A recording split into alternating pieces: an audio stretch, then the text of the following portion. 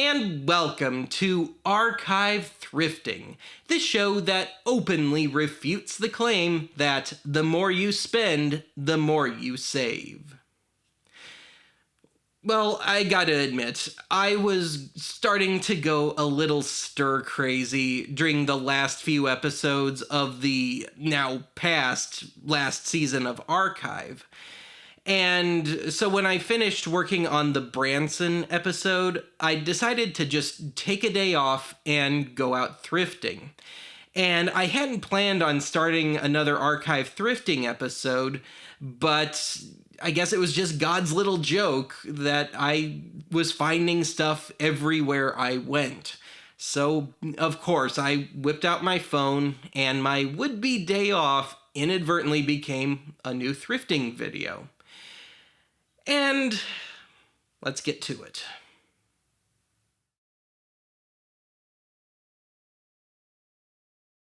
Let's start off with my formerly favorite store around here. It seems to be National Ex-Library Day in the CDs and DVDs, and, well, there's a title I never expected to find in the thrift store bin. I already have an iTunes download of this one, but I always prefer a CD, and it looks like it's in good shape, case notwithstanding. Otherwise, nothing against you, Burl. I'm just not interested. And done without Brooks? No way. Now, I would have picked up this copy of the Rolling Stones' Steel Wheels because I really like the song Mixed Emotions, but the CD was scratched well beyond the point of playability. Damn. In the DVDs, dare I admit, I've got some nostalgia for this one.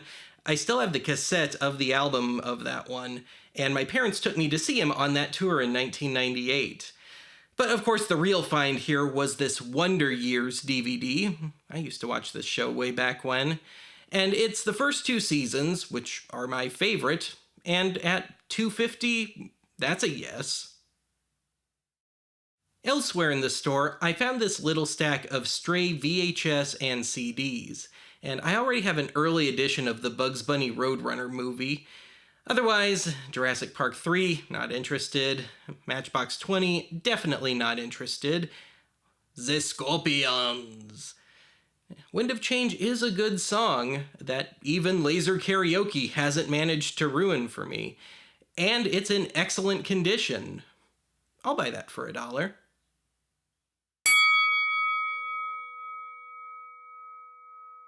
And the final haul for this store is the first two seasons of The Wonder Years on DVD, William Shatner's kitsch masterpiece The Transformed Man, and The Scorpions' Crazy World.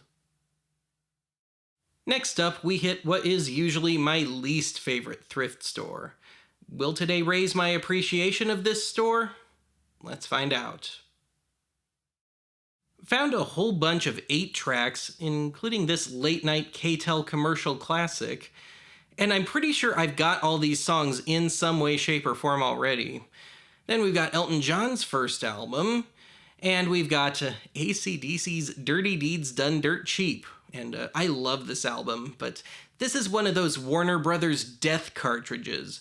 In other words, if I need to repair this tape, which I probably would, the odds of me destroying the cartridge while trying to open it are ridiculously high.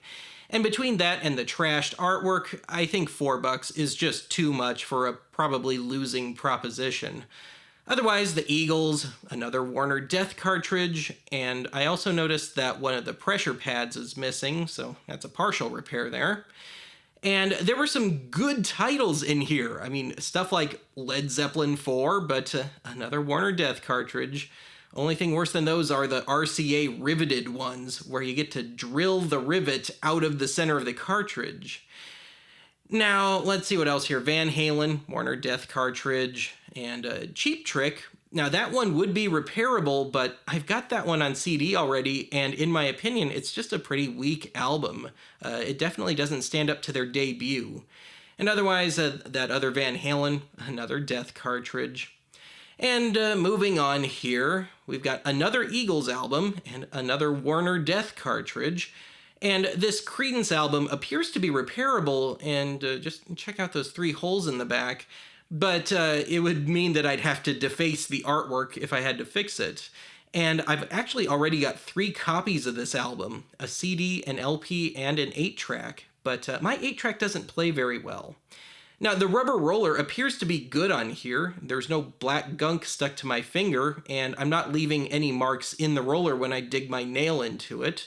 And, well, at $2, I guess I'll give it a shot. See if it's any better than the one I've got. Otherwise, Dolly Parton's greatest hits, Tammy Wynette's greatest hits, got them both on 8-track already. And aside from that, well, it wouldn't be Sioux Falls without Elvis. And, man, this thing looks like it was used for target practice. And the soundtrack to Coal Miner's Daughter. If I want to listen to Loretta Lynn, I'll listen to her, not by way of Sissy Spacek. Now, next to the 8-tracks, we've got baggies full of loose CDs, and I hate it when thrift stores do this. You can never tell what kind of condition they're in, and you can't tell what the other CDs are. And of course, I think I could score this stuff fairly easily, like that George Michael album. I mean, it's not exactly rare. Mixed in with this kiddie stuff was this baggie of sealed Digital 8 camcorder tapes and a blank audio cassette. Now, I still use Digital 8 tapes periodically for archive, and at $2 for the lot, that's a definite yes. These things are usually at least 10 a pop new. Now, I'm not certain, but this might be Reba McEntire's complete discography. Funnily enough, the only Reba song I remember is Fancy, which I used to hear around my country listening mom a lot growing up. Then we really get into some 90s refuse. But among the 90s refuse was a rather surprising find. The soundtrack to the cheese-tastic late 80s action flick, Action Jackson. Now, it is in nice condition, but I was kind of on the fence about picking this one up until I saw what it's fetching right now. Dagnabbit, Reba! And more Elvis. And a very nostalgic find for me, the Pointer Sisters' Breakout. This was one of the first albums I ever owned, and I'm not sure if I've still got my cassette, but I have since picked up a CD of this one, and it's in nice looking condition. Now, behind that stack of tapes was more tapes, but one of them had a rather intriguing title, Midnight, Hot Sounds to Warm the Night. And I thought maybe it was a knockoff or something, but, well, there's a grabber of an album cover. But it turned out to just be a standard old compilation, with good songs, but songs that I've mostly already got, so I passed.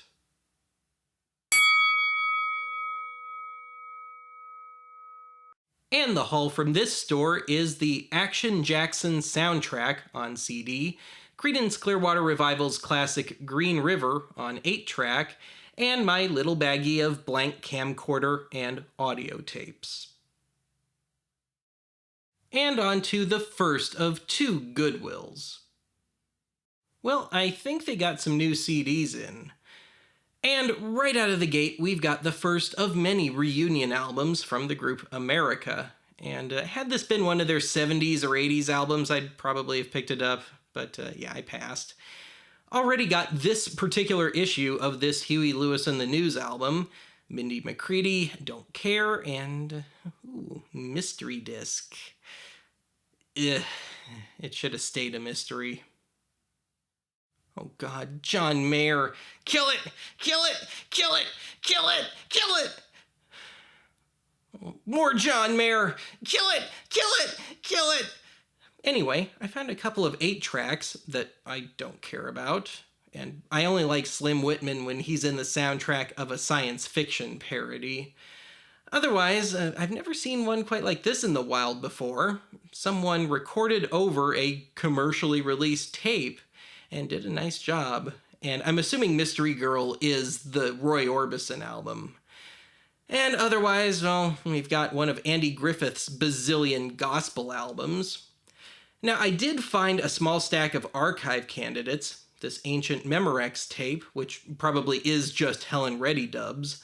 Then I found a pair of smoking cessation tapes, and of course, Cigarette being a minor archive classic already. With Cigarette, there's no hocus pocus. You'll stop smoking in just 7 days, without withdrawal, without gaining weight, without spending hundreds of dollars.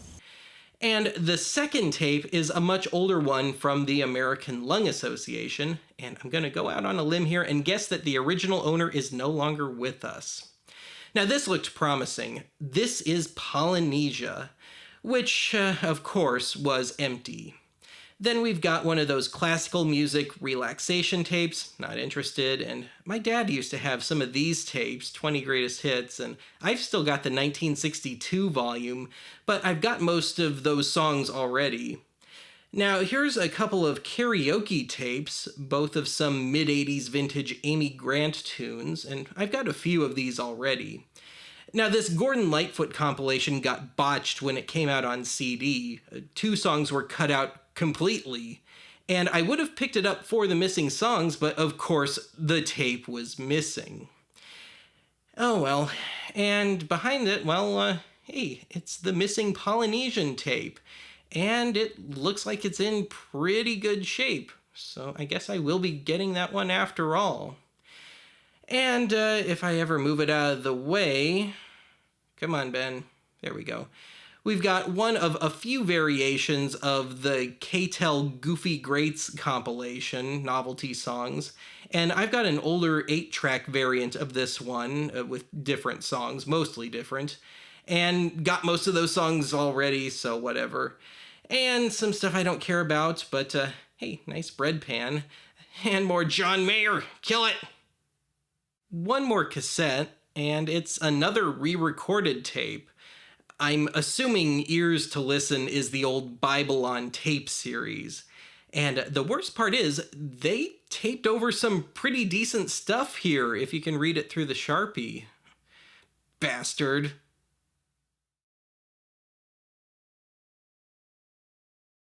Found some games mixed in with the DVDs, and boy, I tell ya, I find all the really hot titles.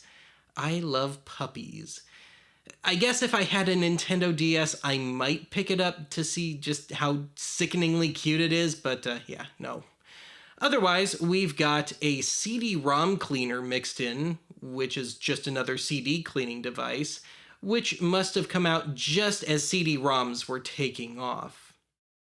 Then we've got a couple of lame-looking sports titles, The Exorcism of Emily Rose, and Halloween 4.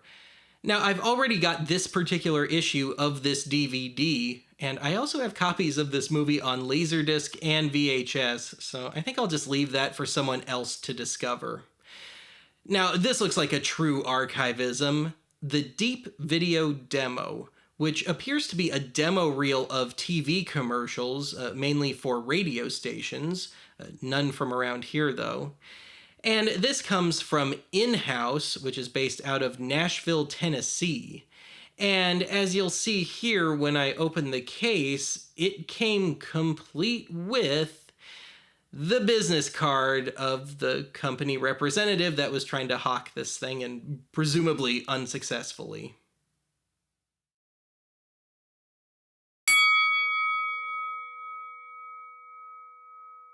And the haul from this store consists of the Deep Video Demo commercial reel, and this is going to take a while to dig through, I can just tell already. And then we've got, if I'll just move it out of the way, we've got the 2 smoking cessation tapes, one from the American Lung Association and one from Cigarette. Then we've got the Polynesian tape and the presumptive Helen Reddy dub that I have upside down for some reason. And then, found off camera, we have got Savage, Tehadi's South Seas Spectacular, which is a recording of a tacky Hawaiian dinner club show. And I really only picked this up because vinyl and cassettes were either 3 for $1 or 75 cents each, and so this got me up to 6 items for a total of $2. Now, this may or may not qualify for record ripoffs, but I won't know until I listen, and this being a cash-in on the limbo craze of the early 60s. And on to the second Goodwill, and our final store for today. The electronics section looked unusually well stocked today, and not just electronics, but also somebody's old trombone. And me and any instrument that involves the use of my mouth do not get along. Ever. I found an old dirty bag, which just happened to have a full-size VHS camcorder in it. And this one is a higher-end model than the one I've got. It's got time-lapse and stop-motion capability, more focus and exposure toys, and a better lens than what I've already got. Didn't have a price tag on it, though. Found an overflowing box with a $40 price tag for the complete aforementioned box, and it appears to be a complete Nintendo Wii gaming system, complete with a couple of games, and Mario Brothers games at that. I dug through the box and I found the manuals, the sensor bar, 2 controllers, 2 paddles, the console, the stand for the console, the AV cables, and the AC adapter. Now, I don't know much about the Wii except for this. So you can see right here, I'm getting ready to serve. All I do is throw that ball up in the air, and when oh, jeez, and there goes the tennis racket. I didn't have it on there all the way. In spite of that, I went looking for an outlet to test it out, as much as possible anyway. And sure enough, the standby light came on, as you can see there. But I heard something moving inside the console, and so I hit the eject button just to see if somebody hadn't left a game in there, and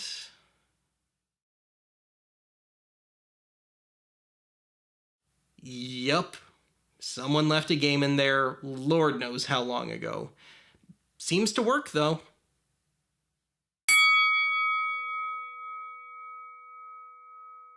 Well, I've gone from the most recent console in my possession being a PlayStation 2 to a Wii, so I've jumped ahead about 10 years there. And if you haven't already bitten my head off in the comments about it, of course I picked up the camcorder. It turned out to be $8. Stupid windscreen rotted all over the inside of the bag, though.